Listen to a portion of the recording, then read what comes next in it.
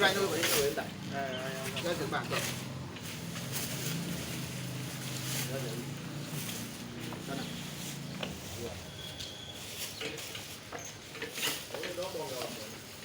Isso é de outro. Tá vendo? Isso ali tem